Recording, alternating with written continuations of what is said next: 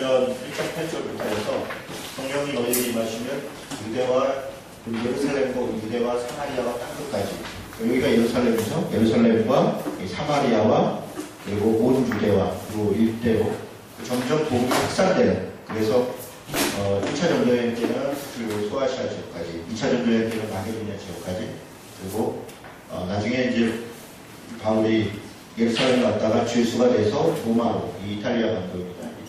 로마로 가는 이 과정들이 점점 확산되는 복음이, 어쨌든 우리가 이렇게 그때 볼 때는 이렇게 뭐 고난도 당하고 감옥에도 가고 때로는 핍박도 받고 죄수가 되고 죽을 뻔도 하고, 그래서 그때는 이게 뭐가 되는 건가, 이 고난이 있고 어려운 것 같은데, 이렇게 길게 놓고 보면 30-40년 놓고 보니까 그 말씀이 이루어지는 게 보이는 거죠. 온 유대와 예루살렘과 사마리아와 땅끝까지 점점 복음이 확산돼서 결국 우리까지도 복음을 알게 된 거잖아요. 그러니까 우리 그 인생도 그렇고 하나님의 역사도 그런 것 같아요. 그 짧게 우리가 보는 그 눈에서 볼 때는 이게 뭐 되는 건가, 이게 되나 이럴 싶은데, 하나님의 역사는 하나님께서 이루시는 거죠. 길게 놓고 보면 하나님은 자신이 계획하신 것들을 이루시는 거예요. 그 개인에게도 마찬가지고 교회에도 마찬가지고 국가 민족도 마찬가지입니다. 그래서 우리가 그런 믿음을 갖고 사는 거죠. 그래서 사도행전을 통해서 이제 그런 걸 보는 거죠. 하나님 앞에 기도하고 또 성령이 어떻게 역사하시고 하는 것들을 보게 되는 겁니다. 그래서 사도행전 내에 이제 성령이 임하시고 교회가 시작되고 베드로의 사역들이 이렇게 이루어지는 것들이 앞에 부분도 좀 있었고요. 우리가 지난주 어디까지 봤냐면 6장에 초대교회가 생기면서 이런저런 에피소드들이 있었고요. 아나니아 사기자가 죽었다던가 이런 일도 있었고, 이제 7명의 일꾼을 세우는 그런 장면. 그래서 7명의 일꾼을 세울 때도 우리가 참 배울 점이 많이 있었던 게, 아무나 세운 게 아니라 성령 충만하고 신실하고 착하고 지혜롭고 이런 사람들을 세웠는데, 당시에 헬라파 그리스도인들 혹은 히브리파 그리스도인들 안에 서로 이제 사람이 많아지고 하니까 구제 문제 때문에 갈등이 있었죠. 그리고 나서 7명의 일꾼을 세웠는데 다 헬라파 그리스도인들이었다. 이런 면을 볼 때 서로에 대한 배려들이 있었던 것들을 우리가 많이 봤습니다. 그리고 그 중에 이제 세워졌던 7명의 일꾼들, 5절에 보니까 스데반, 또 빌립, 프로고로, 니가노, 디몬, 이름도 생소하네요. 바메나, 또 유대교에 입교했던 안디옥 사람 니골라. 이 중에서 우리가 사실 익숙한 사람들은 스데반, 빌립이고요. 그리고 니골라가 나중에 요한계시록에 좀 나옵니다. 근데 그 니골라 당이라고 할 때 그 니골라가 아마 이 니골라일 것이다. 그러니까 다시 변심했다는 거죠. 다시 변심한. 그러니까 7사람의 일꾼들 중에도 또 변심한 사람들이 있었던 것 같습니다. 그렇게 우리가 대체적으로 인식을 하고요. 이제 스데반 얘기가 있습니다. 8절부터 스데반 얘기가 있는데, 스데반에 대해서 8절이 뭐라고 설명하냐면, 은혜와 권능이 충만하여 큰 기사와 표적을 민간에 행하니, 이렇게 되어 있습니다. 그러니까 스데반이 은혜와 권능이 충만했다. 15절에 보니까 뭐라고 되어 있냐면, 공회 중에 앉은 사람들이 다 스데반을 주목해서 봤는데 그 얼굴이 천사의 얼굴 같더라. 스데반 집사가 대단히 이렇게 훌륭했던 것 같아요. 여러 가지 모습으로 또 성령 충만했고, 그런데 이제 스데반이 이런저런 이야기를 할 때 13절에 보니까 거짓 증인들을 세웠다. 12절에 보니까 백성과 장로와 서기관들을 충동시켜서 그리고 와서 잡아가지고 공회에 이르러 거짓 증인들을 세우니, 이게 문제죠. 거짓 증인을 세우는 것. 예전에 우리 아하방 때도 이 포도밭, 누구죠? 나봇의 포도밭을 뺐을 때 거짓 증인을 세워서 그 거짓 증인들을 통해서 사실은 법적으로는 문제가 없지만 실제로 거짓 증인한 것 때문에 그 전체를 다 훼손하는 거죠. 예수님도 마찬가지예요. 예수님 십자가에 죽으실 때도 거짓 증인들 때문에 죽는 거죠. 그러니까 실제로는 사람을 죽이려니까 법적 요건을 갖춰야 되니까 거짓 증인을 하는 거죠. 하지 않은 말을 했다고 하고 또 옆에 사람들이 그랬다고 하고. 그래서 이 위증죄라는 게 정말 무서운 겁니다. 우리가 이 법원에서 위증죄를 정말 이렇게 엄하게 다뤄야 되는데, 이 위증하는 것 때문에 다른 사람의 생명이 죽을 수도 있는 거죠. 자기는 뭐 누구 때문에 잠깐 그냥 모른 척했다 이런 건데, 실제로 그것 때문에 이 진실이 가리워지고 또 누군가의 생명을 죽을 수도 있는 거죠.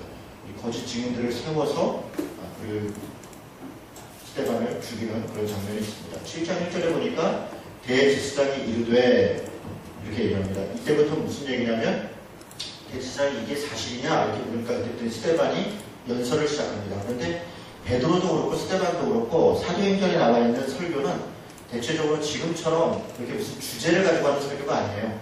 다 역사입니다. 그때 무슨 일이 있었고 무슨 일이 있었는데 아브라함부터 해서 모세가 있었고 광야가 있었고 그래서 예수님이 예언이 됐었는데 이렇게 오셔서 이렇게 죽으셨고 이렇게 부활하셨고 이렇게 승천하셨다. 다 그런 일입니다. 그래서 있는 사실들을 쭉 설명하면서 그 속에서 하나님의 역사를 어떻게 이끌어 오셨는지, 그러니까 하나님이라고 하는 분이 실제 우리 삶 가운데 어떻게 관여하셨는지를 설명합니다. 지금 우리의 설교는 대개가 이렇게 주제 설교예요. 믿음이란. 그 믿음에 대해서 막 여기저기서 말씀을 뽑아가지고 그래서 믿음을 설명하는 거죠. 착하게 삽시다. 이렇게 해놓고 이제 왜 착하게 살아야 되는지를 설명하는 거죠. 근데 성경에 나와 있는 설교는 베드로 설교도 마찬가지고 스데반도 그렇고 바울도 마찬가지입니다. 바울이 복음을 전한 얘기도 성경에 있는 이야기들을 이렇게 쭉 설명하고 그것을 통해서 복음이 전해진 것이지 어떤 주제를 전하고 그러는 건 아니었어요. 어쨌든 스데반이 여러 가지 설교를 합니다. 그 중에서 38절에 보니까 7장 38절입니다. 신의 산에서 말하던 그 천사와 우리 조상들과 함께 광야 교회에 있었고, 이게 되게 특이한 표현입니다. 스데반 설교에만 등장하는 건데요. 광야 시대에 있었던 그 세월을 교회라고 인식을 하는 거예요. 그러니까 신학적 관점에서 본 거죠. 하나님의 사람들, 불러 모은 사람들, 에클레시아한 사람들의 모임이었다. 하나님의 백성은 하나님의 교회였다. 다시 얘기하면 이 신약시대에 하나님의 새롭게 형성되고 있는 교회가 곧 구약시대의 그 하나님의 백성들, 이스라엘 백성이었다. 그런 관점을 신약 백성들은 가지고 있었던 겁니다. 그래서 그런 이야기를 그대로 하고 있죠. 그래서 우리가 구약의 광야 교회와 같이 이렇게 얘기하고 또 신약의 초대교회와 같이 이렇게 우리가 교회를 얘기하는데 그런 얘기 많이 해요. 구약의 광야 교회처럼 또 신약의 초대교회처럼 그렇게 진실한 교회를 추구하고 이런 얘기를 많이 하죠. 그런데 그런 얘기를 합니다. 자, 그리고 스데반이 이런저런 이야기를 쭉 설교를 끝낼 때 51절에 보세요. 목이 곧고 마음과 귀에 할례를 받지 못한 사람들아, 너희도 너희 조상과 같이 항상 성령을 거스리는도다. 굉장히 강한 얘기예요. 스데반이 유대인들 입장에서는 할례 받은 것 이코로 곧 구원받은 겁니다. 그게 의로운 자예요. 할례를 받았다는 것이 의로운 자고 그것이 구원받은 자인데, 심지어는 뭐라고 하냐면 귀와 마음의 할례를 받지 못했다. 그러니까 너희들이 몸에는 할례를 받았고 몸으로는 하나님을 섬긴다 하는데 실제 들을 귀도 없고 마음의 깨달음도 없고 실제로는 할례를 받지 않은 자들이다. 온전히 하나님 앞에 깨닫지 못한 자들이다. 그래서 우리가 기도하고 성경을 읽죠. 귀가 열리고 눈이 띄고 마음의 깨달음이 있고 뭐 이런 얘기. 성경에서 마음이라는 단어는 두 가지를 봤어요. 하나는 마인드고 하나는 하트예요. 그러니까 성경에 마음이라고 번역했을 때는 그 말 안에 두 가지 의미가 다 있어요. 하나는 이 하트, 감성적 마음이 있고 하나는 마인드, 지성적인 게 있습니다. 그래서 성경이 얘기하는 마음은 이 감성적인 것과 지성적인 것을 같이 항상 때로는 이제 마음으로 번역하고 때로는 그걸 생각으로 번역하고 그렇게 같은 단어를 그렇게 번역합니다. 자, 그들이 할례를 받지 못한 사람들, 너희도 너희 조상과 같이 항상 성령을 거스렸다. 너희 조상들이 선지자들 중의 누구를 박해하지 아니하였느냐? 의인이 오시리라 예고한 자들을 그들이 죽였고 이제 너희는 그 의인을 잡아준 자요 살인한 자가 되나니 너희는 천사가 전한 율법을 받고도 지키지 아니하였도다 하니라.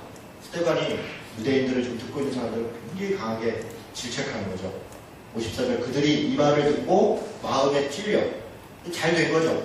마음에 찔렸으면 뭔가 문제가 있구나, 잘못됐구나 라는 걸 인식한 거예요. 그런데 마음에 찔려 그를 향하여 이를 가르는 이게 문제죠. 그러니까 우리가 말씀을 듣거나 성경을 읽을 때 마음에 찔리는 것은 아주 좋은 겁니다. 마음에 찔리는 거는 그래. 그런데 마음에 찔리고 곧 목사님이 나를 누가 내 일을 했나 이렇게 되면, 그래서 나중에 끝나고 보자 이렇게 되면 이제 그때부터 불안한 거예요. 피곤한 거예요. 힘들어요. 마음에 찔리면 회개하는 거예요. 돌이키면 돼요. 그런데 마음에 찔려 그를 향하여 이를 갈거든 스데반이 성령 충만하여 하늘 우러러 주목하여 하나님의 영광과 및 예수께서 하나님 우편에 서신 것을 보고 말하되 보라 하늘이 열리고 인자가 하나님 우편에 서신 것을 보노라 한데 그들이 큰 소리를 지르며 귀를 막고 일제히 달려들어 성 밖으로 내치고 돌로 칠세. 증인들이 옷을 벗어 사울이라는 청년의 방 앞에 듭니다. 이 사울이 바울이죠. 이때 사울 나이가 몇 살이라고 제가 한번 말씀드렸나요? 한 17살, 16, 17 그런 정도밖에 안 됐습니다.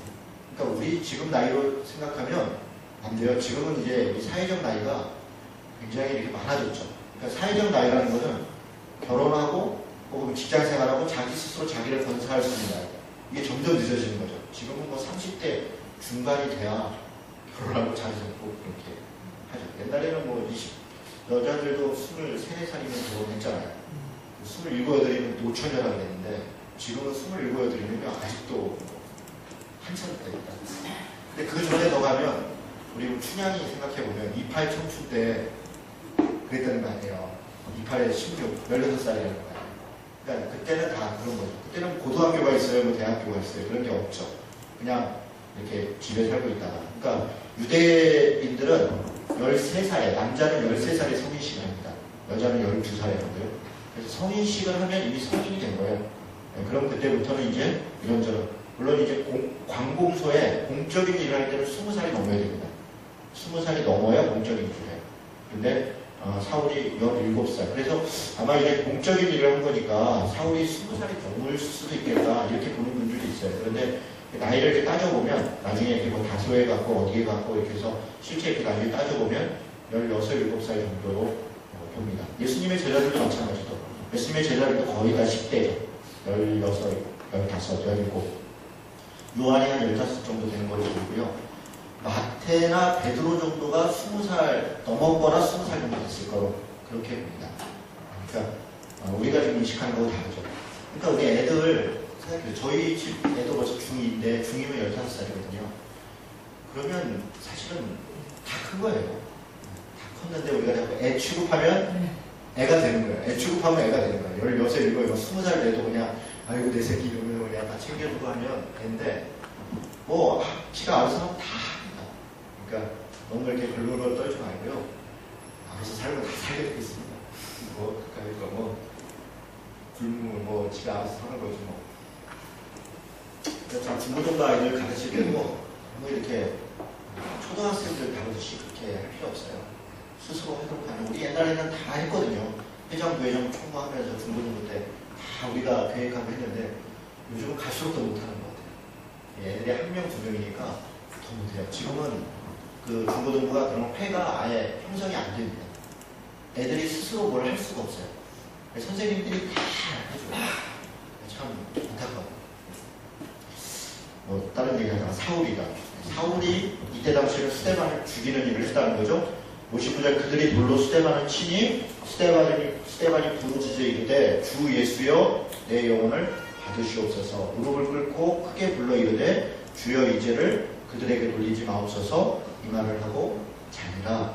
잤다는 죽음이라 이랬죠.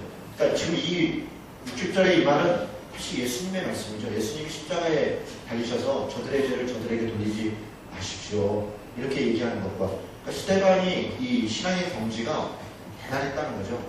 대단했다는 거죠. 이게 말이 쉽지 이게 돌로 맞아 죽었다는 거잖아요. 돌을 던져가지고. 돌을 얼마나 맞으면 죽을까요, 사람? 이게 큰 거 한 대 맞으면 죽을까? 그런 것 같지도 않죠. 그러니까 이게 굉장히 잔인하게. 그런데 이렇게 죽이는 것을 사울이 그가 죽임당함을 마땅히 여기더라. 이랬다는 거죠. 자, 이렇게 스데반이 죽은 장면이 있었고요. 그리고 그날에 8장 2절에 보니까 예루살렘에 있는 교회에 큰 박해가 있어 사도 외에는 다 유대와 사마리아와 모든 땅으로 흩어집니다. 이 말씀은 그대로 1장 8절 말씀을 뒤집어 놓은 거라고 그랬죠. 그대로 성령이 너에게 임하시면 예루살렘과 온 유대와 사마리아와 땅끝까지 이르러 내 증인이 되리라 하시니라. 이게 사도행전 1장 8절이잖아요. 여기서 8장 2절 말씀이 그대로 이루어지잖아요. 그날에 예루살렘에 있는 교회에 큰 박해가 있어 사도 외에는 다 유대와 사마리아와 모든 땅으로 흩어집니다. 이때 다 흩어졌다는 거죠. 박해가 없었을 때 흩어졌으면 더 좋았을 뻔했죠. 그 2장서부터 교회가 형성이 되고 서로 유무상통하고 서로 돕고 그래서 가난한 사람이 없도록 서로 먹이려고 애쓰고 교제하고 그렇게 2장, 4장, 6장에 또 사람이 워낙 많아져서 공개하는 일을, 돕는 일을 사도들이 다 할 수 없으니까 사도들과 또 일하는 사람들이 나누고 사람들이 많아졌다는 거죠. 여러 군데. 우리처럼 이렇게 한 교회 건물에 몇백 명씩 모여있었다는 건 아니에요. 다 흩어져 있어요. 다 가진 교회입니다. 그걸 우리는 다니면서 다 살폈고 그렇게 했죠. 그럴 때 이게 미리미리 좀 터졌으면 좋았는데 안 흩어지니까 박해가 났죠. 그리고 그 순교의 피, 그 순교의 죽음을 걸음 삼아 다 흩어져서 복음이 전해지죠. 저는 이 원리는 지금도 마찬가지라고 생각합니다. 한 교회가 계속 커지는 것 그거 바람직하지 않습니다. 그 박해가 있는 거. 하나님이 사용하시면 박해가 있어서 흩어지는 거고 어찌 보면 그게 우리 한국교회의 역사예요. 한국교회가 계속 흩어짐의 역사입니다. 교회가 분립될 때요. 건강하게 분립되는 게 별로 없어요. 다 싸워서 나가고 모여서 나가고 우리 부천에 있는 감리교회들이 되게 그렇습니다. 저 내리감리교회부터 다 뒤에 있는 교회까지 다 싸워서 2년 3년씩 싸우다가 그래서 할 수 없이 나와서 개척하고 그래서 나오죠. 거의 다 그렇게 됐어요. 거의 다. 그러니까 우리 교단도 마찬가지예요. 우리 한국의 교단이 나눌 때도 그렇고 교회가 나눌 때도 그렇고 교회가 덩치가 커지고 재산이 생기니까 싸움이 나다가 싸움이 나서 흩어지고 그래서 갈라지고 그러면 이제 나간 교회가 우리가 더 하나님이 사용하신다 이거 보여주려고 더 열심히 하고 이쪽도 여전히 우리 하나님이 우리를 사랑하신다 더 열심히 하고 그래서 더 성장하고 또 나눠지고 그런 역사죠.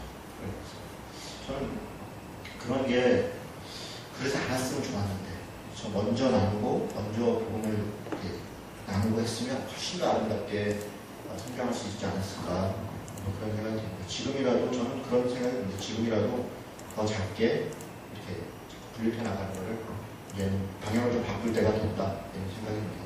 자, 어쨌든 그렇게 해서 자 2절부터 경건한 사람들이 스데반을 장사하고 위하여 크게 울더라. 사울이 교회를 잔멸할세. 이 표현이 대단히 강한 말이에요. 잔멸하다. 이게 진멸하다는 말이거든요. 이게 여호수아 그 사사기에서 그 가나안 족속들을 진멸하다 할 때 그 단어입니다. 같은 단어. 잔멸할세. 각 집에 들어가 남녀를 끌어다가 옥에 넘기라. 당연하게 여긴 거고 아무런 죄책감도 갖지 않았죠. 근데 사실 이게 우리의 모습일 가능성이 높습니다. 이게 뭐냐면요. 뭐 약간 좀 다른 얘기를 하면 이 해적선에 착한 해적이 있는 거예요. 해적선에 해적이 있는 거예요. 이 사람은 성실하고요. 착하고 능력이 있어요. 성실하니까 아주 뭐 약속하고 책임도 잘 지고 굉장히 부지런하고 하죠. 착하죠. 동료들 잘 이렇게 챙기고 뭐 격려도 잘해주고 능력이 있어서 다음 차기 선장감이죠. 그런데 이런 사람이 어떤 상선과 범선과 부딪히면 어떻게 하냐면 가장 먼저 가서 공을 세우죠. 더 많은 사람을 죽이고 더 많은 걸 뺐죠. 분명히 성실하고 착하고 능력이 있는데 이게 고민이죠. 해적이죠. 그 사람이 열심히 하면 할수록 해적질을 하는 거죠. 이게 우리의 고민이에요. 우리는 지금 우리 아이들에게 또 우리 세상에서 우리에게 요구하는 게 성실하고 착하고 능력 있는 사람 되라. 또 교회에서도 성실하고 착하고 능력 있는 그리스도인이 되라. 모임 잘하고 뭐 이것저것 잘하는 사람 요구하는 거죠. 그런데 실제로 그가 하고 있는 일이 뭔가에 대해서 별로 고민하지 않도록 하는 거예요. 내가 직장에서 무슨 일을 하고 있나? 내가 이 사회 속에서 어떤 역할을 하고 있나? 그 고민에 대해서는 별로 얘기하지 않는다고요. 근데 사실은 성경이 얘기하는 건 바로 그런 거예요. 그게 세계관이에요. 가치관이에요.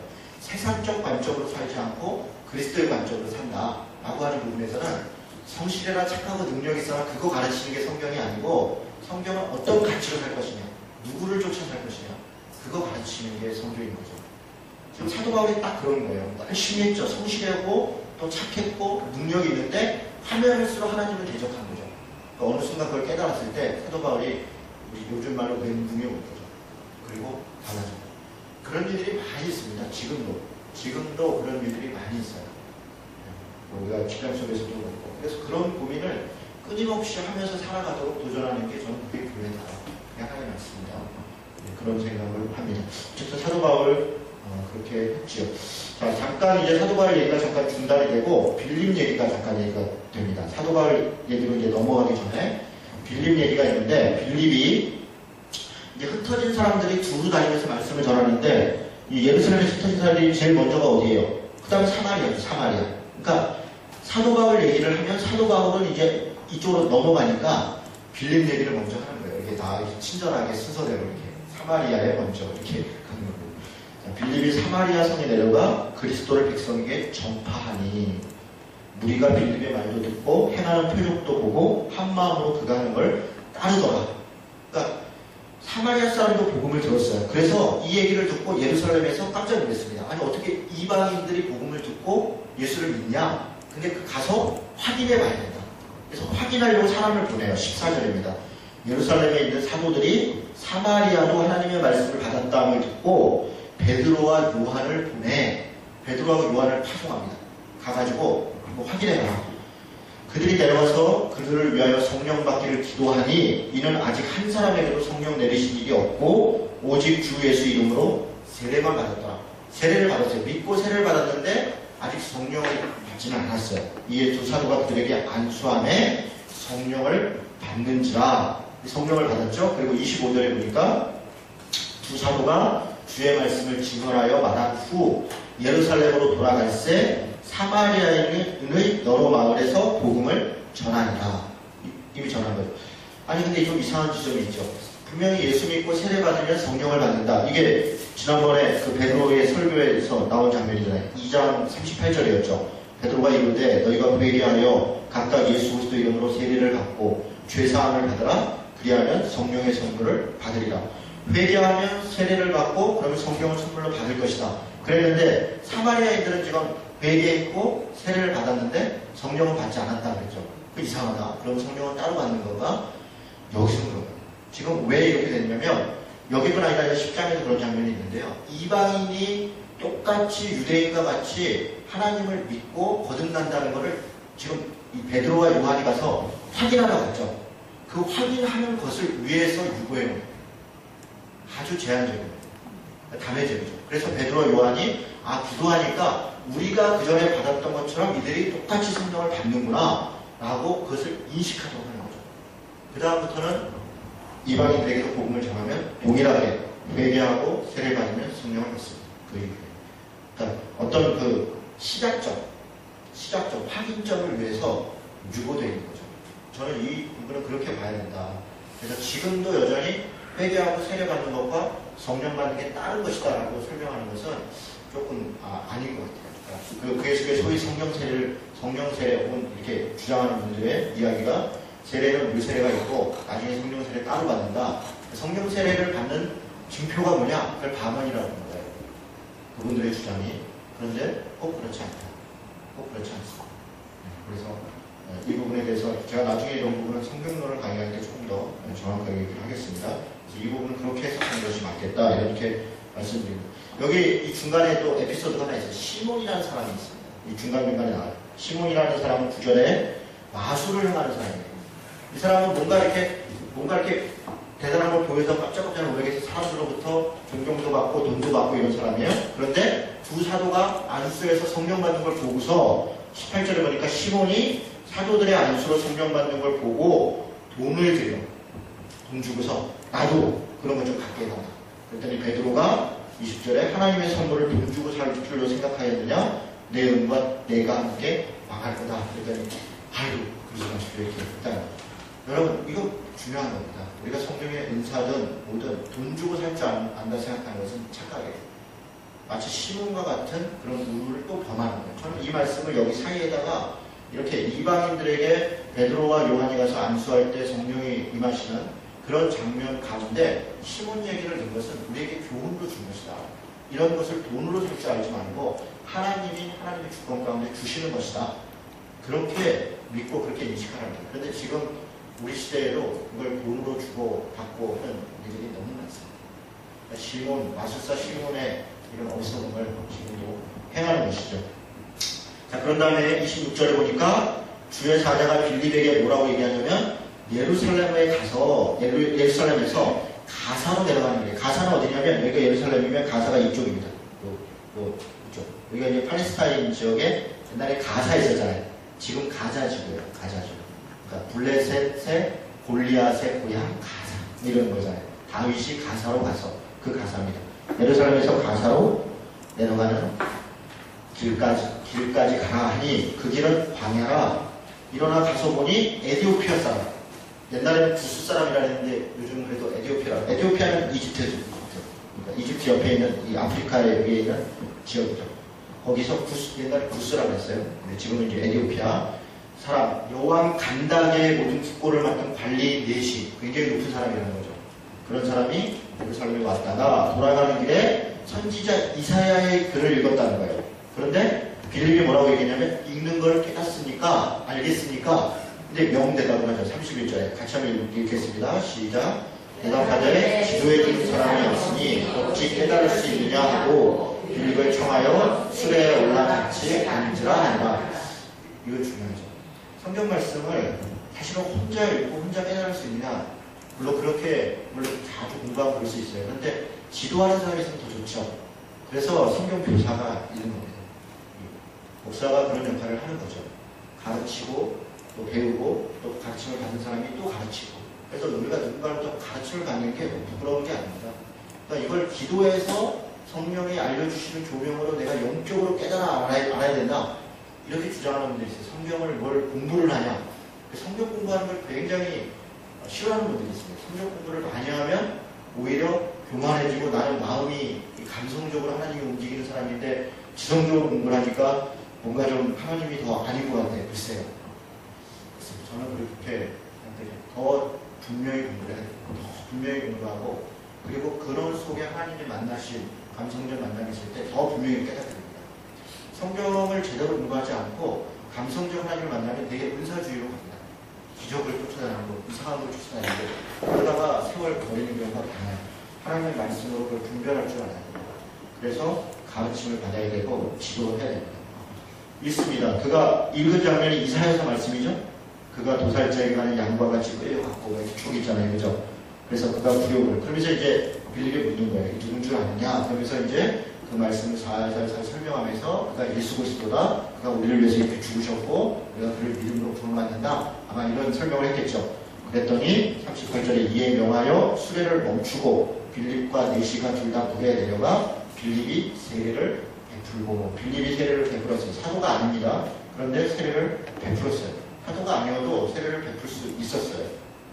지금도 마찬가지입니다. 지금도 물론 목사가 세례를 주죠. 하나님이 우리가 교회 전통 가운데 목사가 세례를 주도록 전통이 왔죠. 그러나 그것이 전통 이전에 복음이 있었어요. 성경에 있었습니다. 전통은 존중돼야 되지만 어떤 상황에서 목사가 없는데 꼭 목사가 올 때까지 기다려야 되냐 그렇지 않습니다. 선교 현장에서는 누구라도 세례를 줄 수 있어요.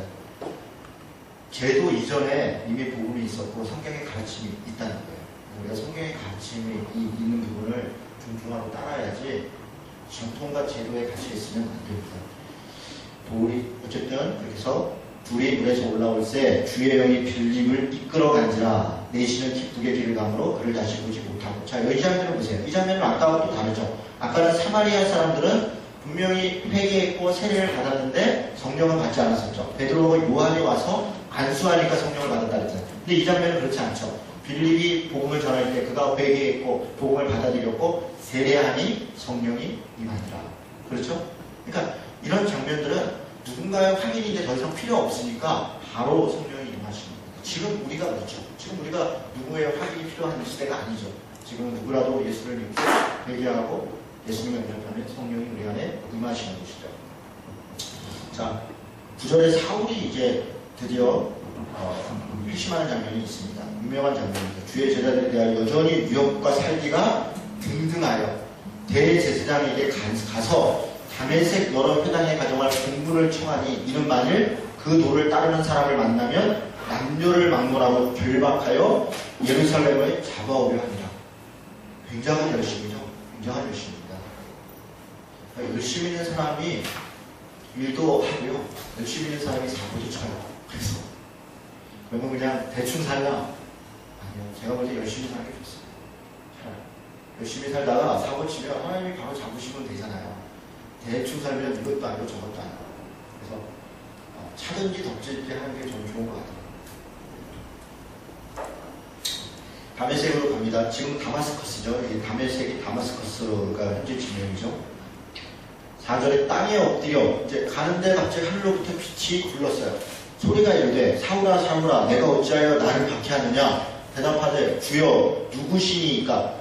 이게 사울의 중요한 질문 첫 번째입니다. 이게 우리가 주님을 만날 때 반드시 해야 되는 질문이에요. 누구시니까? 나는 내가 박해하는 예수라. 그럼 두 번째 질문은 어딨냐? 22장 10절에 있습니다. 22장 10절 한번 보세요. 사울이 자기가 예수님 만났던 것을 설명하면서 이야기해요. 내가 이르되, 9절에 뭐 빛이 있었고 이 소리가 듣지 못하는데 내가 이르되 주님 무엇을 하리이까? 이렇게 물었다는 거죠. 주께서 이르시되 22장 10절에 일어나 다메섹으로 들어가라. 내가 해야 할 모든 것을 거기서 알려줄 것이다. 갔더니 이제 뭐라고 얘기해? 네가 이방인을 위해서 이러저러 할 것이다. 알려줬다는 거죠. 이 두 가지 질문이 우리에게 있어서 굉장히 중요합니다. 주님 누구십니까? 내가 뭐 해야 됩니까? 주님이 누군지 아는 사람은 내가 뭐 해야 되는지를 알아야 됩니다. 그냥 적당히 그냥 교회 왔다 갔다 하고 예배 드리고 살면 되나 보다. 그렇게 살면 안 됩니다. 내가 뭐 해야 되나? 그래서 그거 해가며 사는 거예요. 교회를 오는 것은 내가 무엇을 해야 되는가 위해서 오는 겁니다. 교회에 와서 그것을 깨닫고 그것을 격려받고 서로 위로하고 그리고 그냥 나가서 일하는 거예요. 사실 1차적인 일은 주의 복음을 전하는 것이죠. 어디에 있던가 우리에게 있어서 1차적인 사명은 주의 복음을 전하는 겁니다. 그리고 그 주의 복음을 전하는 것에 있어서 각 사람의 현장이 조금씩 다를 수 있죠. 조금씩 관심이 다를 수 있죠. 그런 지점들이 이제 그게 사명이 되는 거죠. 소명과 사명입니다. 소명에서 멈추면 안 됩니다. 부르심을 받았으면 내가 있는 내 삶의 자리에서 작든 크든 그 일을 감당하면서 사는 게 우리들의 삶이라는 거죠. 자, 그래서 시내로 갔더니 11절에 보니까 뭐 이렇게 아마 아나니아도 있고 뭐 만났습니다. 15절에 주께서 이르시되 가라. 이 사람은 내 이름을 이방인과 임금들과 이스라엘 자손들에게 전하기 위하여 택한 나의 그릇이다. 이게 그의 사명이죠. 이방인을 위해서 또 임금들과 이스라엘 자손들에게 복음을 전하기 위해서 그가 내 이름을 위하여 얼마나 고난을 받아야 할 것을 내가 그에게 보이리라. 사울이 그렇게 된 이후에 19절 동그라미 보면 사울이 다메섹에 있는 제자들과 함께 며칠 있을 때 즉시로 각 회당에서 예수가 하나님의 아들이심을 전파하니 이제 자기 사명을 알게 됐죠. 그리고 즉시로 순정하죠. 예수가 하나님의 아들이다 전파하죠. 듣는 사람들은 다 놀라죠. 얼마 전까지만 해도 예수 믿는 사람을 잡아 죽이던 사람이 이제 예수를 전하니까 놀라죠. 놀라는 정도 아니라 두려워하죠. 두려워하죠. 사울이 그런 두려운 존재였다는 거예요. 똑똑하죠. 실력 있죠. 굉장히 열심히 있죠. 그런 사람이 무섭죠. 무서운 사람이죠. 가끔 이렇게 무서운 사람들 만납니다. 무서운 분들 만나면 정말 어떨 때는 좀 힘들어요. 너무 열심히 있고 자기 확신이 있고 이단도 그렇고요. 우리들도 그렇죠. 근데 우리도 그래서 뭘 하든 좀 예의가 있어요. 좀 부드럽고 착해야 돼요. 싸납고 막 이러면 정말 안 돼요. 제가 그 얘기 했나요? 한번 그 기도원에서 이렇게 권사님들 얘기했었나요? 저는 권사님들 제일 무서워요. 권사님들 막 깎아달라고 그러는데 막 할 수 없이 깎아주고 막 할렐루야 막 하고 진짜 무서워요. 지하철에서 한 권사님이 이제 통화를 하는 거예요. 그분 말씀 틀린 게 하나도 없어요. 교회 일 하다가 무슨 다툼이 생겼는데 아니 내가 내 돈 들여서 내가 봉사를 하는데 내가 이런 소리까지 들어야 되냐고 막 고래고래 소리를 지르는 거예요. 지하철에 다 들리는 거예요. 사람들이 권사님 해가면서 서로 싸우는 거예요. 그냥 차라리 하지 말지 이런 마음이 드는 거예요. 근데 그분 말씀은 틀린 거 하나도 없죠. 또 억울한 일이 있었겠죠. 누군가가 정말 열심히 봉사하고 돈 들여서 아니 교회 와서 누가 뭐 주는 거에서 자기 돈 들여서 자기 시간 내서 자기가 봉사하는데 누가 그거 갖고 뭐라 하면 기분 좋을 사람 누가 있어요. 다 기분 나쁘죠. 근데 그거를 참고 인내할 줄 알아야 되는데 그걸 못 참는 거죠. 그래서 이제 같이 하고 내가 이때 다시는 뭐 이렇게 나오면 안타까운 거죠. 무서워요. 틀린 말 하나도 없게 되면 더 무서운 거예요. 다 맞는 말이죠. 다 맞는 말이죠. 근데 맞는 말이 무서운 겁니다. 그러면 이렇게 조심스럽게 얘기하는 거예요. 맞는 말 할 때 부드럽게. 저한테 하는 말입니다. 제가 맞는 말을 맨날 저는 말은 맞는데 싸가지가 없어요. 이런 얘기를 제가 주로 듣지 않습니까? 그래서 하여간 이제 말을 조심하려고 애쓰는데 그래도 하여간 뭐 듣기 싫은 말은 부드럽게 해도 듣기 싫으니까 그렇게 또 쉽지는 않아요. 어쨌든 최대한 예의를 갖추고 착하게 살려는 게 좋습니다. 21절 사울은 힘을 더하여 예수를 그리스도라 증언하여 다메섹에 사는 유대인들을 당혹하게 하는 거예요. 이게 또 사울의 실수예요. 사울이 지금 자신이 변화됐으면 조금 조심해야 돼요. 지금 이게 오히려 무섭고 두렵고 당혹하게 만들고 있다는 거예요. 그래서 어떻게 됩니까? 나중에 제자들한테 갔는데 제자들이 연소함을 업신여겨요. 그리고 그 때문에 제자들을 받아들이지 않아요. 저 사람을. 그랬더니 자기 고향으로 갑니다. 바나바가 역할을 하죠. 그래서 고향에서 14년을 지냅니다. 그게 갈라디아서에 나와요. 뭐 3년 또 가이사랴에 3년 있다가 고향에서 14년 있습니다. 그래서 17년 정도 있은 후에 바나바가 그 이후에 데리고 와요. 그러니까 그렇게 사람이 좀 성숙한 기간이 필요한 거예요. 뭔가 이렇게 막 알았다고 그냥 갑자기 와서 교회에서 제일 또 힘든 친구들 중에 이 대학생들이요. 고등학교 졸업하고 막 선교단체에 탁 들어가는 대학에 가서 가는 새로운 세계가 있거든요. 그 자기들하고 생각 맞는 애들이 막 착착착 움직이거든. 막 순장 뭘 리더 해가지고 막 착착착 움직이고 막 가서 전도하고 막 뭐하고 우리 교회는 아무것도 안 하는 거거든요. 그러면 뭐 아니 우리 뭐좀 합시다 뭐 이렇게 되는 거예요. 그럼 막 그때부터 분란이 나기 시작하는 거예요. 정신이 없는 거예요. 나중에 나이 많은 목사들이 자꾸 해봤고 근데 교회는 그렇게 되는 건 아니야. 다 이렇게 부족한 사람들이 안 들리죠. 안 들려요. 막 걔가 열심히 낼수록 더 힘들어요. 그런 경우가 있어요. 교회가 그런 경우가 있어요. 그래서 교회는 그렇게 일사불란하지 않아요. 교회를 일사불란하지 않습니다. 일사불란해서도 안 돼요. 애기서부터 어른들까지 할아버지 할머니까지 다 있는 거예요. 신앙이 막 들어온 사람으로부터 이렇게 천천히 가는 거예요. 같이 맞춰가면서 일사불란하게 막 오해라면 착 모이고 뭐 전도하면 착 가고 뭐 하고 막 하고 그런 게 무서워. 천천히 가요. 그리고 이제 조금 은사가 있고 있는 사람들이 더 열심히 하는 거예요. 조금씩. 그럼 다른 사람 왜 너 나처럼 안 해 이러지 않고 더 봉사하고 한 손 더 거들고 이러면서 나도 저렇게 하는 거구나 이렇게 그러면서 배우고 그렇게 가는 거예요. 그런 교회가 편안한 거예요. 그런 교회가 편안한 거예요. 하면 한다고 날리고 안 하면 안 한다고 또 날리고 그러면 아주 골치 아파요. 그렇게 같이 가는 거예요. 같이. 자, 바나바가 그런 역할을 잘하죠. 그래서 30절에 보니까 형제들이 알고 가이사랴로 데리고 내려가서 다소로 보낸다. 바나바가 31절에 그리하여 온 유대와 갈릴리와 사마리아와 교회가 평안하여 든든히 서가고 주를 경외함과 성령의 위로로 진행하여 수가 더 많아진다. 그런 거죠. 여기 천천히 가고 또 이렇게 바나바 같이 사울이 막 이렇게 치면 천천히 이렇게 좀 가시죠. 가서 또 고향에 가서 좀 쉬었다가 공부 좀 더 하고 하나 이렇게 그러면서 이렇게 그러면 교회가 수가 더 많아집니다. 베드로의 사역이 좀 있고요. 조금 더 갔다가 보시겠습니다. 다비다, 도르가 이런 사람, 도르가가 참 훌륭하죠. 선행과 구제하는 일이 힘이 많더니 이런 있죠. 그래서 그런 일들이 있고요. 자, 넘어가서 43절에 보니까 특이한 장면이 하나 있어요. 베드로가 욥바에 여러 날 있어 시몬이라 하는 무두장이의 집에 머무니라. 이 무두장이는 가죽을 다루는 사람이에요.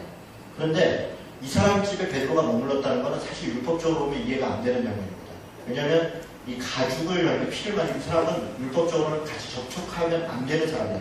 그런데 베드로가 이 사람 집에 머물렀어요. 그러면 베드로는 지금 상당히 인식이 깨어졌다는 거예요.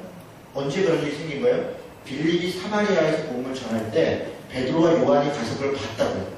그래서 이방인에게도 복음이 전해지는구나. 그래서 복음이 전해진 사람, 시몬이 예수를 영접한 사람이겠죠? 그러니까 그 집에도 갈 수 있었어요. 그리고 10장에 고넬료 사건이 있어요. 지금 가만히 보면 베드로를 이렇게 단계적으로 깨고 있어요. 베드로가 한 번에 깨지는 게 아니라 베드로는 당시 이 초대교회, 예루살렘 교회에 물론 야고보라고 하는 장로가 실질적 리더였고 베드로는 사도로서는 가장 앞서 있는 사람이었죠. 나이도 많았고 이런 역할을 했다고. 그러니까 베드로의 인식 전환이 대단히 중요한 거예요. 그런데 그를 순차적으로 바꿔요. 처음에는 사마리아에서 그리고 무두장이의 집을 경험하게 하고 그리고 고넬료를 변화하게 하고 그리고 나서 나중에 어떻게 되냐면 11장에 가면 예루살렘에 와서 자기가 설명을 해요. 그리고 바울이 1차 전도에 갔다 왔을 때 할례 문제나 뭐 이런 것 때문에 있을 때 예루살렘에서 바울을 대변을 누가 하냐 15장에서 베드로가 합니다. 근데 이렇게까지 변화가 있었는데도 갈라디아서에 가면 베드로가 여전히 외식을 해요. 분명히 그런 과정을 거쳤는데도, 그러니까 이게 사람이 바뀐다는 게 쉽지 않다는 거예요. 더군다나 외부적 위협과 체면, 비교시 이런 거 갖는다는 게 여전히 쉽지 않다는 걸 갈라디아서가 또 보여줘요. 그러면서 또 야단도 치고 십몇 년 지나서 어쨌든 하나님께서 사역을 위해서 사도 바울의 사역이 이방인에게 복음을 전하는 것을 예루살렘 교회가 인정하도록 하는데 누구를 사용하느냐? 베드로를 사용하는 거예요. 그래서 베드로의 얘기가 앞부분에 있는 겁니다. 그런 절차를 가지고 사도 행전이 진행되고 있습니다. 10장의 고넬료 얘기를 우리가 잘 알죠. 고넬료는 백부장이었습니다. 이방인이에요. 그런데 그가 2절에 보니까 더불어 하나님을 경외하고 백성을 많이 구제하고 하나님께 항상 기도하고. 그러니까 베드로, 이 고넬료의 경건하다는 걸 평가할 때 세 가지를 평가해요. 하나님을 경외했다, 백성을 구제했다, 항상 기도했다. 그러니까 우리가 하나님을 경외하고 기도했다만 있는 게 아니라 구제했다, 선을 행했다, 이 부분도 굉장히 많이 강조하고 있어요. 그래서 4절에 보니까 고넬료가 주목하여 보고 두려워 이르되 주여 무슨 일이니까 천사가 이르되 내 기도와 구제가 하나님 앞에 상달되어 기억하신다고 했다. 그리고 나서 유명한 얘기 있죠. 베드로에게 가서 복음 전해라. 못합니다. 제가 이방인에게 어찌 전합니까? 그렇게 주저하죠. 그랬더니 베드로에게 환상 중에 더러운 짐승들 먹지 말라는 거 내려오죠. 베드로에 잡아먹으라. 못 먹겠습니다. 두 번째 소리 지르 이럴 때 15절에 하나님께서 깨끗하게 하신 것을 내가 속되다 하지 말라. 3번 그런 일이 있었어요. 그런데 이 장면 가만히 보면 베드로가 그걸 잡아먹었다 이런 얘기는 없어요. 베드로는 그런 것을 깨달은 것이에요. 실제로 율법을 이렇게 어겨서 깔지 뭘 했다 그렇지 않습니다. 그런 장면이 있고요. 그리고 22절에 고넬료는 의인이고 하나님을 경외했고 그래서 그의 친척과 친구들이 모아 기다렸고 28절에 이르되 근데 이 베드로의 이 말투도 근데 그렇게 흔쾌하지 않아요. 가만히 보면 하나님이 가라 그래서 했으니 내가 하긴 하는데 여전히 나는 뭔지는 잘 모르겠다 이런 말투예요. 베드로의 말투가 그렇습니다. 그래서 26절부터 보니까 베드로가 이렇게 이르되 일어나라 나도 사람이라 하고 더불어 말하되 유대인으로서 이방인과 교제하며 가까이 가는 것이 율법인 줄을 너희도 알거니와 하나님께서 내게 지시하사 아무도 속되다 하거나 깨끗하다 하지 않다 하지 말라 하시기로 부름을 사양하지 아니하고 왔노라. 운론이 무슨 일로 나를 불렀냐. 내가 법대로는 오지 말아야 되는데 하나님이 가라니까 할 수 없이 왔다 이런 얘기예요. 그렇게 얘기를 하고 이런저런 얘기하니까 34절에 베드로가 입을 열어 말하되 내가 참으로 하나님은 사람의 외모를 보지 아니하시고 각 나라 중 하나님을 경외하며 의를 행하는 사람은 다 받으시는 줄을 깨달았도다. 만유의 주 되신 예수 그리스도로 말미암아 화평의 복음을 전하고 그러면서 이렇게 40절 하나님이 사흘 만에 다시 살아나서 줄줄줄 전하고 그리고 그 복음을 전하고 성령을 임하는 장면이 44절 베드로가 이 말을 할 때 성령이 말씀 듣는 모든 사람에게 내려오시니 베드로와 함께 온 할례 받은 신자들이 이방인들에게도 성령 부어 주심으로 말미암아 놀라니 이는 방언을 말하며 하나님의 높임을 들음이로라. 이에 베드로가 이르되 사람들이 우리와 같이 성령을 받았으니 이때 우리와 같이라고 하는 표현은 자신들이 사도행전 2장에 처음에 성령을 받았을 때 그때 그 우리 사도들 그때 그 제자들과 같이 유대인 그리스도인들과 같이 받았으니 누가 능히 물로 세례를 베품을 금하리오하고 명하여 예수 그리스도 이름으로 세례를 베풀라 하시니 그들이 베드로에게 며칠 더 머물기를 청하니라. 자, 이 장면에서 오히려 또 반대죠. 원래 예수를 믿는 사람들이었고 하나님을 믿는 사람들이었는데 그리고 성령이 임했고 세례는 또 나중에 맞죠. 세례는 또 나중에 맞죠. 그러니까 이건 아주 또 예외적인 장면이죠. 고넬료라고 하는 베드로를 인식하게 하도록 하는 그래서 그런 절차를 다시 하는 거죠. 그러니까 아까 그 사마리아에서도 마찬가지고 이 고넬료도 마찬가지고 특별한 목적을 가지고 순서를 밟는 거예요. 이거는 보편적인 상황이 아니라 특별한 케이스라는 거예요. 특별한 케이스. 그래서 이것을 가지고 보편화시켜서는 안 됩니다. 이런 정도 일단 얘기하고 잠깐 쉬다가 이제 1차 정도에까지 올라갈 수 있을지 모르겠네요. 그렇게 나눠보겠습니다. 아까 계속 말씀드리지만 지금 바울 사역으로 바울이 1차, 2차 전도 여행으로 이방인 선교 나가기 전에 가만히 보면 이게 베드로를 준비시키는 장면이 있는 거예요.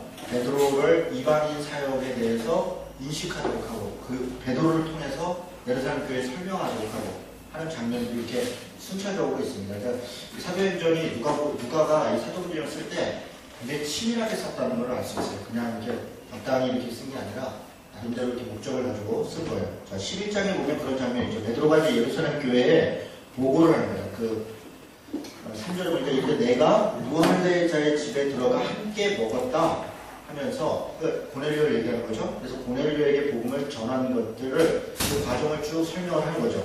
15절에 내가 말을 시작할 때 성령이 그들에게 임하시기를 처음 우리에게 하신 것 같이 하는지라 우리들에게 처음에 그렇게 한 것처럼 고넬료에게도 하더라. 그리고 내가 주의 말씀에 요한은 물로 세례를 베풀었으나 너희는 성령으로 세례를 받으리라 하신 것이 생각났다. 그 장면을 보니까 그렇구나. 그래서 그런즉 하나님이 우리가 주 예수 그리스도를 믿을 때에 주신 것과 같은 선물을 이때 이 선물은 성령을 얘기하는 거죠. 그들에게도 주셨으니 내가 누구이기에 하나님을 능히 맡겠느냐 하더라. 이렇게 이제 예루살렘 교회에 설명을 합니다. 그리고 19절 근데 이때 이 그때가 아니라 스데반의 일로 일어난 환란으로 말미암아 아까 다시 돌아가는 거예요. 어디로 가냐면 18장 2절로 가는 겁니다. 예루살렘 교회에 큰 핍박이 나서 사도회에는 다 사마리아와 땅끝까지 흩어진다 라고 했던 바로 그때로. 그러니까 중간에 보충 설명을 한 거죠. 일부러 넣은 거죠. 일부러 왜 넣었는가? 그건 사울로부터 이제 사울의 회실 그리고 베드로가 그것을 알게 된 건 중간에 일부러 넣은 거죠. 그리고 그때 스데반의 일로 일어난 환란으로 말미암아 흩어진 자들이 페니케라든가 구두로, 키프로스, 안디옥까지 이르러 유대인에게만 말씀을 전했어요.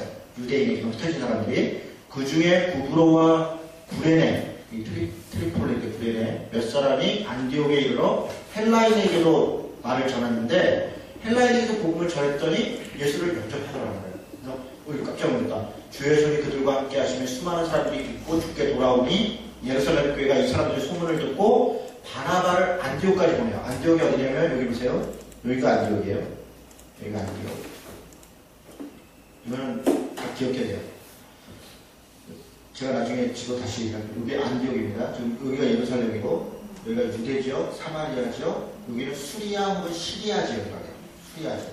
그러니까 이 안디옥 이런 식으로 우리로 얘기하면 경기도의 수원시 이런 식이에요. 그러니까 이게 유대, 사마리아, 수리아, 시리아 이게 이제 이 도 정도 되는 그런 큰 지역 이름이고 그리고 안디옥, 여기 나사렛, 가버나움 이런 데는 이제 동네 이름이고 이런 식인 거죠. 안디옥은 조금 큰 도시입니다. 이렇게 그래서 이게 전체 지방을 얘기하는 말인지 아니면 어떤 지역을 그 마을을 얘기하는 말인지를 딱 이렇게 인식할 필요가 있어요. 수리아 그러면 전체 지역을 얘기하는구나. 시리아 그러면 이쪽 지역이구나. 아람, 시리아, 수리아 같은 말이다. 요 지역을 얘기해요. 갈릴리 그러면 이게 갈릴리 그렇죠. 갈릴리의 나사렛 이런 식으로 이 전체 지역을 얘기하는지 혹은 한 도시를 얘기하는지 마을을 얘기하는지 이걸 딱 구분할 필요가 있습니다. 자, 어쨌든 안디옥에 사람을 보냈어요. 그리고 누굴 보냈냐면 바나바는 착한 사람이고 성령과 믿음이 충만한 사람이라 이에 큰 무리가 죽게 더하더라. 이 말이 참 의미가 있죠. 이해라는 말이 앞에를 받는 거예요. 바나바가 착한 사람이고 성령과 믿음이 충만하니까 많은 사람이 더하더라 이렇게 됐다. 참 이거 의미가 있어요. 그리고 바나바가 사울을 찾아가 다소에 가서 만남에 다소는 어디냐면 여기 보세요. 여기가 다소예요. 여기가 다소입니다. 다소는 마을 이름이죠. 다소. 사울의 고향입니다. 사울의 고향.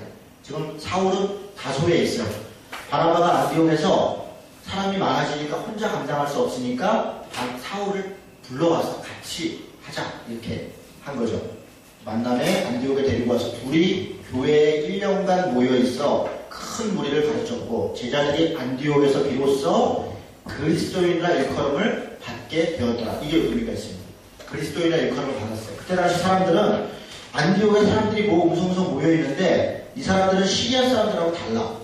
그리고 유대인들하고도 좀 달라. 뭐가 다른 거예요. 그럼 이들을 뭐라고 부를까? 그리스도, 예수를 그리스도라는 말은 구원자라는 말이에요. 구원자라는 사람은 쫓는 사람이니까 그리스도께 속한 사람이다. 그리스도를 따르는 사람이다. 그런 의미에서 그리스도인이라고 부르는 거죠. 처음으로 최초로 그리스도인이라고 이름을 부른 것입니다. 그러니까 우리도 그렇죠. 우리가 그리스도인이라고 부름을 받는데 뭔가 달라야죠. 우리가 불교 믿는 사람하고 다르고 이슬람 믿는 사람하고 다르고 막 예수 안 믿는 사람하고 다르고 뭔가 다르구나. 쟤네는 좀 뭐가 다르구나. 뭔가를 믿고 사는구나. 그걸 따르는구나. 그게 그리스도인이라고 칭함을 받는 거죠.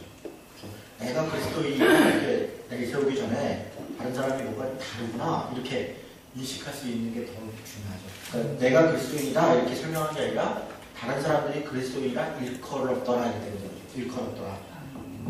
그때 선지자들이 예루살렘에서 안디옥에 이르니 그 중에 아가보라는 사람이 일어나 성령으로 말하되 천하에 큰 흉년이 들었다. 클라우디우스 황제죠. 때에 그렇게 되니라.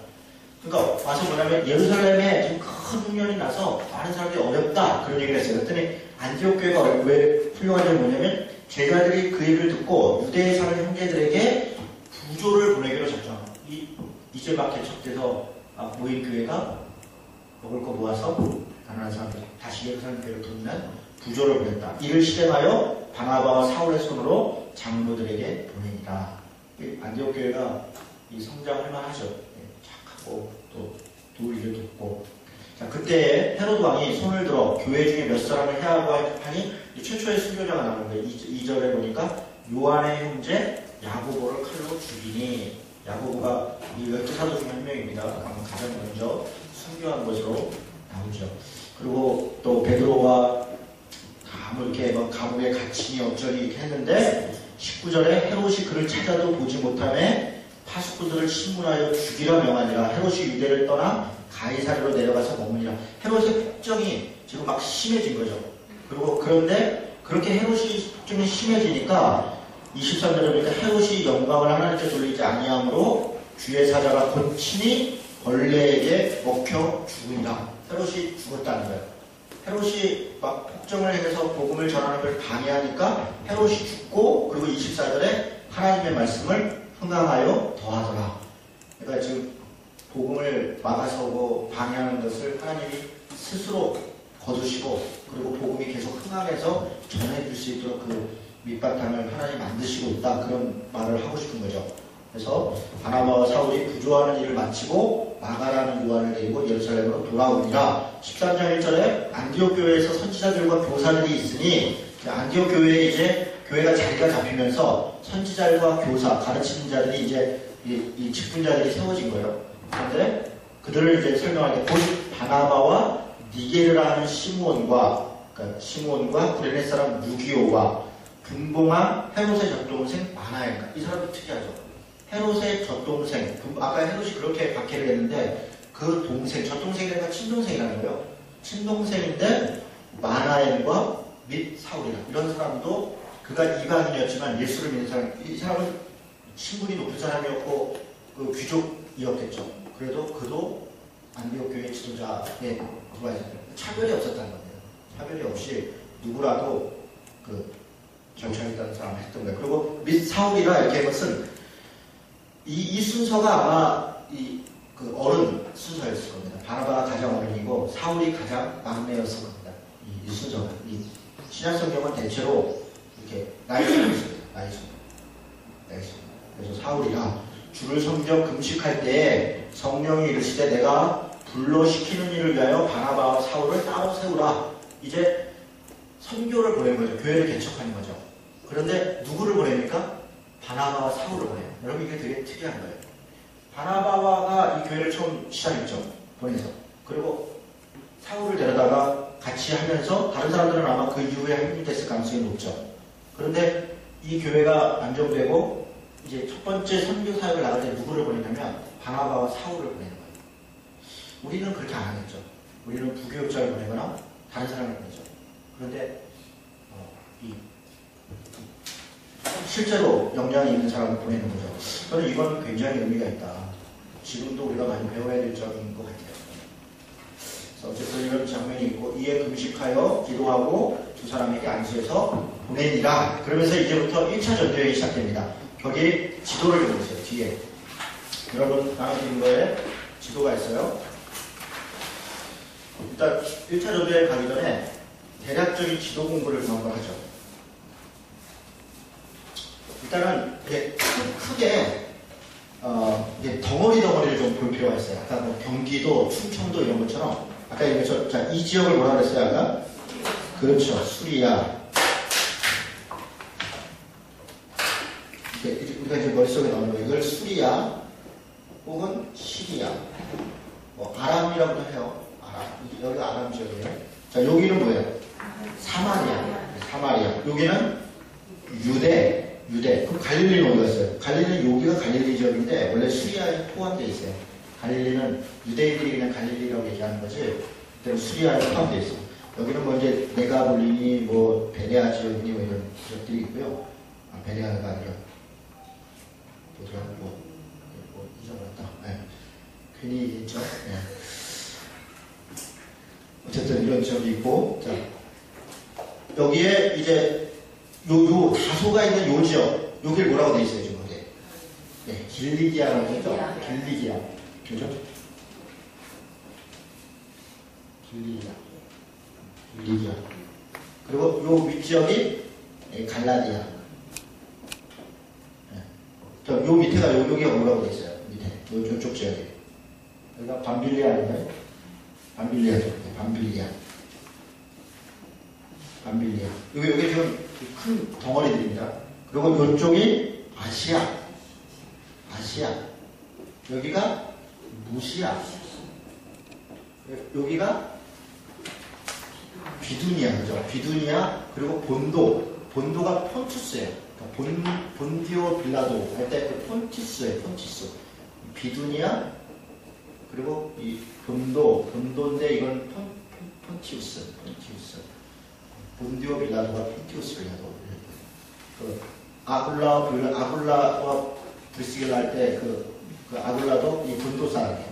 같은 이런 정도로 이렇게 지역이죠. 또 아시아 중간에 뭐가 있어요? 벌써 갈라디아 다 됐나요? 갑바도리아가 어디 있을까? 아, 이 위에서요? 갈라디아 옆에? 여기 갑바도리아? 네, 갑바도리아. 그렇죠. 이렇게 되네요. 그죠?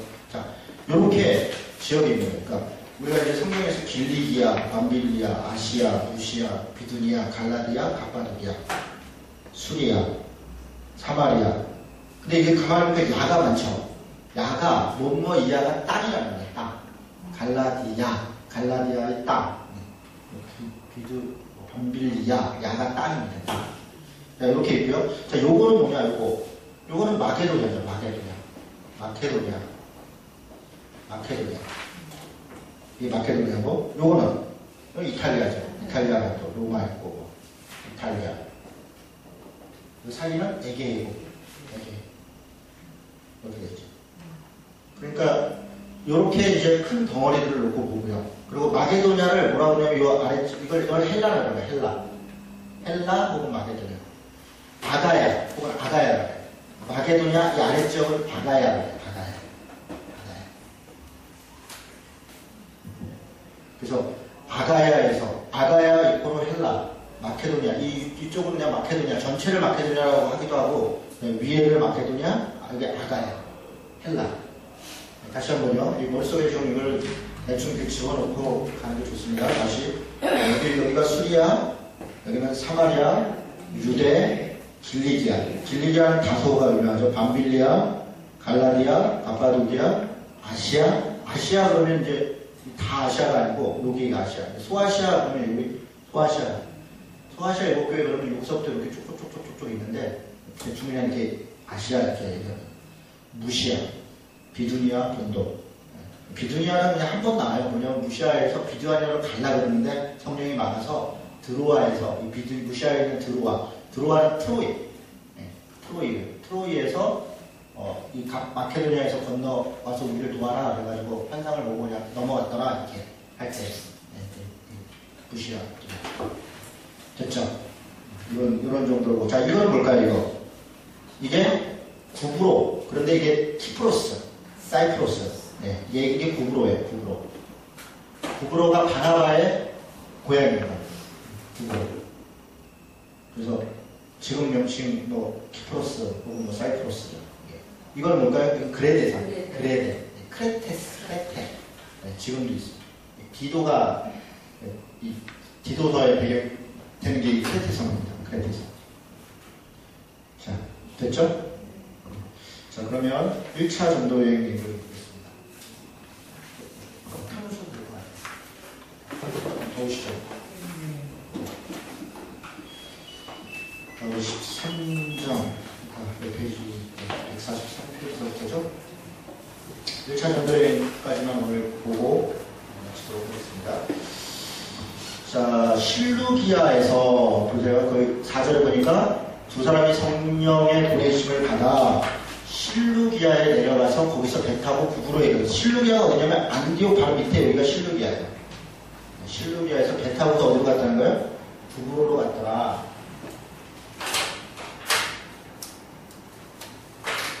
실루기아에서 배 타고 구브로로 갔어요. 구브로에서 처음 도착한 데가 어디라는 거예요, 지금 거기? 바보에 이르러. 그렇죠? 구브로의 살라미에 이르러. 여기가 살라미, 이쪽에. 구브로라는 지역이 이 섬이고, 이쪽이 살라미, 이쪽이 바보예요. 바보는 지금 파포스라고 해요. 바보, 여기 살라미. 살라미에 있다가, 여기서 뭐 저쪽에서 바보로 가서, 여기서 이렇게 밤밀려 이렇게 올라가요. 거기 그 지도를 보면서 가시면 돼요. 자, 살라미에 이르러 하나님의 말씀을 유대인의 여러 회당에 전할세 요한을 수행원으로 두었더라. 요한은 마가예요. 요한은 마가입니다. 마가를 데리고 간 거예요. 마가는 누구냐면 바나바의 생질입니다. 그래서 같이 갔었는데 나중에 떨어지죠. 네, 그런 일이 이제 있습니다. 자, 온섬 가운데를 지나서 바보에 이르러 바 예수라는 유대인 거짓 선지자인 마술사를 만나서 그가 총독 서기오 바울과 함께 있으니 여기에 총독이 바울이었나봐요. 서기오 바울 이름이. 그래서 총독 서기오 바울가 있는데 그 총독이 사울의 성령 충만해서 바울이라는 사울의 성령 충만하여 그를 주목하고 이르되 거짓과 악행이 가득한 자요 마귀의 자식이고 모든 의의 원수요 주의 바른 길을 굳게 하기를 그치지 아니하겠냐. 마술사 엘루마 이게 막 비난을 하는 거예요. 돌아 이제 주의 손이 내 위에 있으니 내가 맹인이 되어 오랫동안 해를 보지 못하리라 하니 즉시 안개와 어둠이 그를 덮어 인도할 사람을 두루 구하는지라. 이에 총독이 그렇게 된 것을 보고 믿으며 주의 가르침을 놀랍게 하더라. 그러니까 바울이 여기서 기적을 행하고 그 마술사가 맹인이 되는 걸 보고 총독이 예수를 믿더라. 이렇게 지금 얘기하는 거죠. 그리고 바울과 동행하는 사람들이 바보에서 배 타고 밤빌리아에 있는 버가에, 여기가 버가겠죠. 밤빌리아에 있는 버가에, 그러니까 밤빌리아에 있는 버가에 이르니 요한은 그들과 떠나 예루살렘으로 돌아갔고, 요한이 돌아갔어요. 왜 돌아갔는가? 골로새 4장 11절 지난번에 우리 마가복음 얘기할 때 이야기했던 것 같은데 그가 할례 당이더라. 이렇게 막 이방인에게 복음 전하고 이런 게 자기는 견딜 수가 없는 거예요. 복음을 전했어? 그러면 할례도 주고 뭐 유대인들처럼 이렇게 율법도 해야 돼. 바울이 그런 거 신경 쓰지 않거든요. 예수 믿고 그리고 성령이 임하는 것을 전하고 그리고 막 가니까 마가 입장에서는 견딜 수가 없죠. 나중에 마가가 달라져요. 그래서 끝까지 마가가 바울과 함께 합니다. 디모데 후서 같은데 마가의 마지막 있을 때 마가는 나와 함께 있으리라 이런 표현이 있어요. 그러니까 사람은 달라질 수 있어요. 달라집니다. 자, 어쨌든 그렇게 해서 버가에 이르니 요한이 돌아갔고 버가에서 더 나아가 비시디아 안디옥. 자, 비시디아가 여기 중간에 이 비시디아인데 그죠? 비시디아가 있고 여기에 안디옥이 있어요.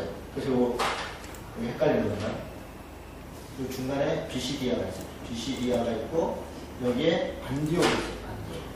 지금 안디옥이 두 군데죠 하면 여기 안디옥이 있고 여기 안디옥이 있어요. 시리아 안디옥, 비시디아 안디옥. 비시디아 안디옥은 자주 나와요. 왜냐면 가는 길에 길목에 있기 때문에 자주 나옵니다. 이거 안디옥도 자주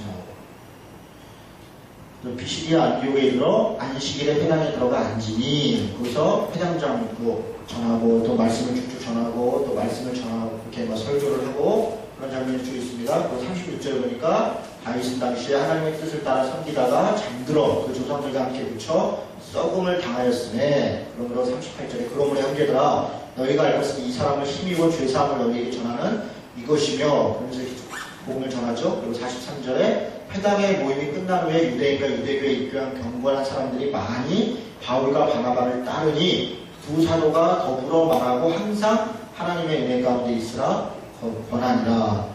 그 다음 안식일에는 온 시민이 거의 다 하나님의 말씀을 듣고자 하여 모이니, 그러니까 이 안디옥에서 지금 안식일 한 번 지냈고 그 다음 안식일, 그러니까 지금 두 번 있어서 오래 있는 거죠. 지금 오래 있습니다. 이게 이 안디옥이 이 도시에서 당시에 거점 도시인 것 같아요. 거점 도시인 것. 그래서 거기서 또 말씀을 듣고자 할 무인이 유대인들이 그 무리를 보고 시기가 가득하여, 이제 유대인들이 시기가 가득하여, 그래서 유대인들이 이제 자신들이 이 유대교를 전하는 것보다 바울의 복음을 전하는 게 훨씬 더 지금 많은 사람들이 영향을 미치니까 시기하고, 이 시기가 이제 점점점 세져요. 나중에는 뭐 저가 죽이려고 하고 해코지 하고 이렇게 하는 게 이제 처음부터 이제 이런 일이 시작되는 거죠.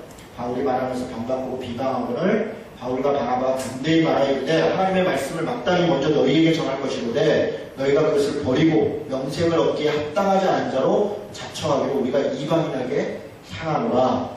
그래서 48절에 영생을 주시기로 작정한 자는 다 듣더라. 주의 말씀이 그 지방에 두루 퍼지니라. 이에 유대인들이 경건한 귀부인들과 그 신의 유력자들을 선동하여 바울과 바나바를 박해하게 하여 그 지역에서 쫓아내니. 왜 귀부인들을 선동했을까요? 여자분들이 막 그거라 하면은 안 되나? 그러니까 그 지역에서 쫓아냈고, 두 사람이 그들을 향하여 발에 티끌을 떨어버리고 이고니온으로 향하니라. 이고니온이 거기서 그 아래쪽이죠. 지금. 여기서 이렇게 갔다가 이 아래쪽인 거죠. 지금. 이고니온으로. 그래서 이렇게. 그러니까 요 길을 안 넘은 것 같아요. 첫 번째 밑에 이렇게 내려갔다가 나중에 보면 다시 올라갔다가 이렇게 돌아오거든요. 그래서 이고니온으로 가면 제자들과 기쁨과 성령이 충만하니라. 거기 그리고 나중에 루스드라 더베 그 8절을 보니까 루스드라하고 같고, 그렇죠? 그리고 그 밑으로 좀 더 내려간 거죠. 그리고 루스드라에서는 막 사람들이 보고서는 막 제우스십니다, 막 헤르메스다 기적을 행하니까 쫓아오니까 15절에 이르되 여러분이 어찌하여 이런 일을 하느냐. 14장 15절입니다. 우리도 여러분과 같은 성정을 가진 사람인데 여러분에게 복음을 전하는 것은 이런 헛된 일을 버리고 천지와 바다와 그 가운데 만물을 지으시고 살아계신 하나님께 돌아오게 하려 함이라. 그래서 어떤 기적과 이적을 보고 쫓아오는 사람들에게 그게 중요한 게 아니고 내가 중요한 게 아니라 하나님의 복음을 전하는 그런 장면이 있죠. 그리고 19절 유대인들이 안디옥과 이고니온에 와서 무리를 충동하니 그들이 돌로 바울을 쳐서 죽은 줄로 알고 시외로 끌어내치니라. 야, 이 사람도 열심히죠. 여기서부터 여기까지 해서 지금 뉴스트라까지 내려와 있는데 여기까지 쫓아왔다는 거죠. 여기 있는 사람들이. 아까 그 유대인들 사람들을 이렇게 선동하고 쫓아낸 사람들이 그러니까 쫓아와서 얼마나 때렸으면 죽은 줄 알고 시외로 끌어내친다. 그거 사실 죽었다고 본 거죠. 그러니까 바울이 첫 번째 전쟁부터 고난이 대단한 거죠. 제자들이 둘러섰을 때 바울이 일어나 그 성에 들어갔다가 이튿날 바나바와 함께 더베로 가서 루스드라 바로 밑에가 더베인가 봐요. 복음을 그 성에 전하여. 그러니까 바울도 대단하죠. 죽은 줄 알고 근데 다음 날 툭툭 털고 일어나서 또 전하러 가는 거죠. 그러니까 이런 사람을 어떻게 감당합니까? 이게 감당이 안 되는 사람이죠. 그리고 나서 루스드라와 이고니온과 안디옥으로 돌아가서 다시 그 길로 돌아가서 다시 왔던 데로 돌아가서 제자들의 마음을 굳게 하여 이 믿음에 머물러 있으라 권하고, 또 우리가 하나님 나라에 들어가려면 많은 환난을 겪어야 할 것이다 라고 하고 각 교회에서 장로들을 택하여 금식 기도하며 그들이 믿는 주께 그들을 위탁하고. 지금 보세요. 이게 지나온 기간들을 이렇게 뭐 몇 개월, 뭐 며칠, 몇 주의 미시로 지나왔는데 벌써 교회들이 생긴 거예요. 가정교회들이. 그리고 거기에 지도자들을 세우고 그들을 각 교회의 장로들을 세우고 이렇게 1차 전도회 때 장로들을 택하여 금식 기도하며 그들이 믿는 주께 그들을 위탁하고, 비시디아 가운데 지나서 밤비리아로 다시 내려와서 말씀을 버가에 전하고 압달리아에 내려가서 거기서 배 타고 어디 갔냐면 안디옥으로 돌아옵니다. 이쪽 안디옥이 거점이에요. 이쪽이 안디옥이 거점이고 2차 전도회도 안디옥으로 갔다가 안디옥으로 돌아옵니다. 그러니까 안디옥에서 출발해서 또 안디옥으로 가고, 그러니까 이게 교회니까 그죠. 안디옥 교회로 돌아와서 다시 쉬기도 하고 거기서 또 필요한 경비도 받기도 하고 또 같이 기도도 하고 그렇게 얘기했죠. 그러니까 교회로 출발해서 다시 교회로 돌아와서 돌아다니고 이 안디옥 교회로 돌아오는 거죠. 안디옥에 이르니 이곳은 두 사도가 이룬 그 일을 위하여 전에 하나님의 은혜에 부탁하던 곳이라. 그들이 이르러 교회를 모아 하나님이 함께 행하신 모든 일과, 이 표현도 독특하죠. 교회를 모아. 교회로 가서가 아니라 그때는 교회가 있는 게 아니에요. 그리고 무슨 건물이 있는 게 아닙니다. 그러니까 사람들을 모았어. 그럼 그게 교회가 되는 거예요. 교회를 모아 하나님이 함께 하신 모든 일과 이방인들에게 믿음의 문을 여신 것을 보고하고 제자들과 함께 오래 있습니다. 이게 1차 전도여행이 끝난 겁니다. 그런데 이렇게 끝났는데 여전히 유대인들이 문제죠. 아까 그 핍박했던 사람들. 그래서 그들이 어떤 사람들이 유대로부터 내려와서 형제들을 가르치되 너희가 모세의 법대로 할례를 받지 아니하면 능히 구원을 받지 못하리라. 이 예루살렘에서부터 안디옥까지 와서 또 얘기를 하는 거예요. 너희들이 모세의 율법 지켜야 되고 할례 지켜야 된다. 이방인들이 복음 전한다 그러는데 내가 심히 듣고 걱정스럽다. 이러면서 나름대로 걱정을 잔뜩 갖고 와서 얘기를 하는 거예요. 그랬더니 바울과 바나바와 그들 사이에 적지 아니한 다툼과 변론이 일어난지라 형제들이 이 문제에 대하여 바울과 바나바 및 그 중에 몇 사람을 예루살렘에 있는 사도와 장로들에게 보내기로 작정합니다. 그거 무시하지 않고 이 문제 해결하지 않으면 한 발짝부터 나갈 수 없겠구나. 그래서 예루살렘으로 보냅니다. 바나바와 바울을 대표로 보내는 거죠. 보냈더니 5절에 바리새파 중에 어떤 믿는 사람들이 일어나 말하기를 이방인에게 할례를 행하고 모세의 율법을 지키라 명하는 것이 마땅하다. 그리스도인인데 바리새파들이 있는 거예요. 그리스도인인데. 그래서 그들은 여전히 경건하게 율법을 지키고 할례를 행하는 게 중요하다. 그랬더니 6절에 사도와 장로들이 이 일을 서로 의논하러 모여. 여러분 저는 이런 게 참 중요한 것 같아요. 사도와 장로들 이런 사람들이 문제가 있을 때 모여서 의논하는 거죠. 의논하는 거죠. 그냥 누가 이렇게 딱 그냥 성령이 말씀하셨어요. 이러고 그냥 무슨 권위로 한마디 해서 딱 정리하는 게 아니라 의논하는 거죠. 이런 게 중요한 거예요. 의논할 때 많은 변론이 있은 후에 베드로가 일어나서 베드로가 이제 설명하는 거죠. 10절에 그런데 지금 너희가 어찌하여 하나님을 시험하여 우리 조상과 우리도 능히 매지 못하는 몽해를 제자들의 목에 두려느냐. 이게 베드로의 얘기예요. 베드로가 지금 자신이 이런저런 지난번에도 얘기하지 않느냐. 우리가 그걸 알고 있지 않느냐. 그런데 어찌 그것을 다시 하도록 하느냐. 이런 얘기죠. 말을 마침에 13절에 야고보가 대답하여 이르되 이때 야고보는 예수님의 동생 야고보, 장로 야고보죠. 형제들아 내 말을 들어라. 그러면서 하나님이 처음으로 이방인 중에서 자기 이름을 위할 백성을 취하시려고 그들을 돌보신 것을 시므온이 말하였다. 이때 시므온은 베드로를 얘기하는 거예요. 베드로를. 시므온은 베드로입니다. 베드로가 말했다. 그러면서 19절에 그러므로 내 의견에는 이것도 중요하죠. 이게 야고보가 지도자인데 내 의견에는 이렇게 자기 의견으로 얘기하죠. 이방인 중에서 하나님께로 돌아오는 자들을 괴롭게 하지 말고 다만 우상에 더러운 것과 음행과 목매어 죽인 것과 피를 멀리하라고 편지하는 것이 옳으니라. 이게 무슨 얘기입니까? 아주 최소한 율법 할례가 아니라 도덕적인 것들 그런 거 몇 가지는 그래도 지켜야 된다. 이런 얘기죠. 그래서 그런 부분들에 대해서 좀 이야기를 하고 그리고 22절에 이에 사도와 장로와 온 교회가 그 중에서 사람들을 택해서 지금 뭐냐면 결론은 났어요. 그랬더니 바울과 바나바만 보내면 이 사도와 그들의 결론을 정확히 모르니까 예루살렘에 또 대표자를 파송을 해요. 그게 누구냐면 유다와 실라더라. 유다와 실라를 같이 보내서 지금 이렇게 다 결정이 됐다. 이걸 이제 보내는 거죠. 28절에 성령과 우리는 이 요긴한 것들 외에는 아무 짐도 너희에게 지우지 아니하는 것이 옳은 줄 아노라. 요긴한 것 몇 가지 꼭 지켜야 되는 것들 그거 몇 가지 외에는 다 자유롭게 어떤 짐을 지우지 않겠다. 근데 이게 이 표현이 성령과 우리는 이렇게요.